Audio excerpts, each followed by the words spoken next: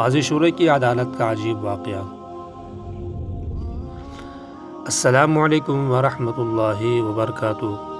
دوستو، آج ایک اور واقعہ لے کر آپ کی خدمت میں حاضر ہوا ہوں، تو شروع کرتے ہیں بغیر وقت ضائع کیے۔ دوستو، ایک دفعہ حضرت علی رضی اللہ تعالی عنہ کی زرہ چوری ہو گئی تھی۔ آپ نے اس کو ایک یہودی کے پاس دیکھا۔ اس وقت آپ خلیفہ تھے۔ کہا کہ یہ زرہ میری ہے۔ یہودی نے کہا میری ہے۔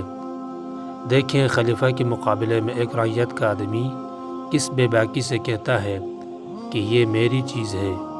یہ اسلام ہی کی قوانین کی وجہ سے اس کی جرأت تھی، کیونکہ جانتا تھا کہ بادشاہ کے صرف کہنے سے یہ زرہ ان کی نہ ہو جائے گی۔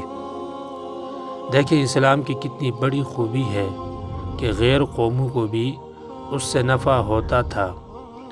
اب تو یہ حال ہے، خود مسلمان بھی اس سے نفع نہیں لیتے۔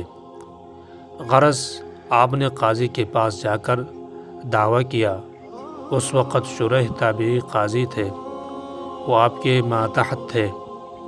اب دیکھیں، ادھر آپ بادشاہ اور حضرت علی کے فضائل اور ان کی خصوصیتوں کو دیکھ کر کہیں یہ احتمال ہو سکتا ہے کہ آپ جھوٹ بول سکتے ہیں۔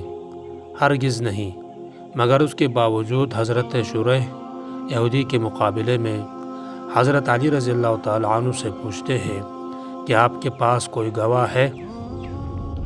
اب حضرت علی رضی اللہ تعالی عنہ، کیا ہم بھی ہوتے اور ہمارا کوئی شاگرد یا مرید قاضی ہو اور وہ ہم سے گواہ طلب کرے تو ہم کہتے کیوں جی، کیا ہم جھوٹ بولتے ہیں؟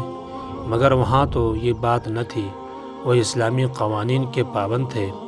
چنانچہ حضرت علی نے گواہ پیش کیے، ایک تو قمبر جو آپ کے آزاد شدہ غلام تھے، اور ایک آپ کے بیٹے امام حسن رضی اللہ تعالی عنہ۔ قاضی شریح نے کہا کہ غلام آزاد شدہ کی تو شہادت معتبر ہے، اور لڑکے کی شہادت باپ کے حق میں مقبول نہیں۔ اس مسئلہ میں اختلاف ہے کہ اولاد کی شہادت معتبر ہے یا نہیں۔